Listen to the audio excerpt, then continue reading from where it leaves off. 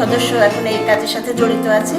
তারা বিভিন্ন মার্কেটে তারা মার্কেট লিঙ্কেজ হয়েছে এবং তাদের যে প্রথম দিকে যে পরিবহন যে হয়রানি ছিল সেটা তারা এখন কাটিয়ে উঠেছে।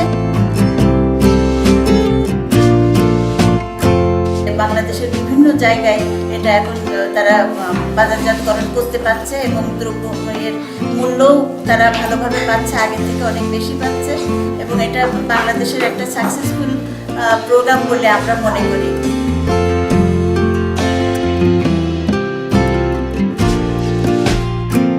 আমরা 5 দিনের ট্রেনিং পাইছি, তারপরে আবার বছরে 10 দিনের ট্রেনিং পাইছি। এখন আমাদের ট্রেনিং আর কি আমরা চলছে, আমাদের ট্রেনিং বিভিন্ন মালের উপর আমরা ট্রেনিং নিচ্ছি, বিভিন্ন জিনিস শিখছি এবং আমরা পাশাপাশি বড় সিট, কানের তার, তারপরে আর কি কণ্ঠ এগুলো করছি।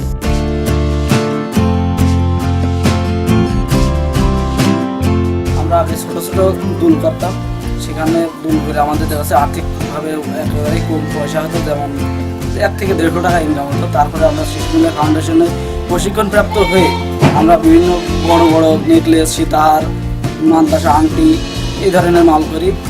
যেমন ধরেন একটা মাল, এটাকে বলে সীতাহার। এই মালটা করে আমাদের কাছে সারাদিনে এই মালটা তুললে ঠিক আছে। এখন আমাদের 250, 300, 400 টাকা পর্যন্ত আমাদের ইনকাম হয়। আর্থিকভাবে আমার পরিবারে আছে প্রায় 5 থেকে 5 জন সদস্য আছি। এখন আমরা সচ্ছলভাবে চলাচল করতে পারতেছি।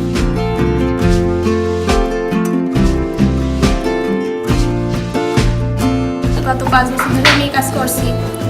আগে ছোটো কাজ করতাম, শিশু নিলয় ফাউন্ডেশন থেকে 5 দিনের ট্রেনিং নেওয়ার পর এখন বড় কাজ করি।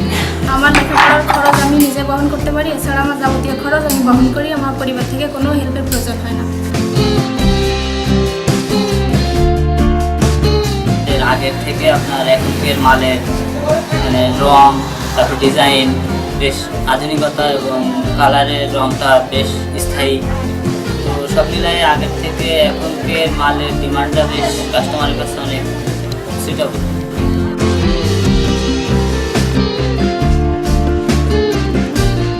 এটা আরও ব্যাপকভাবে করতে পারলে এটা বাংলাদেশে আরও অনেক সাফল্য, বাংলাদেশের জন্য একটা সাফল্যমূলক একটা দ্রব্য বলে এটা প্রতিষ্ঠা লাভ করবে বলে আমার বিশ্বাস।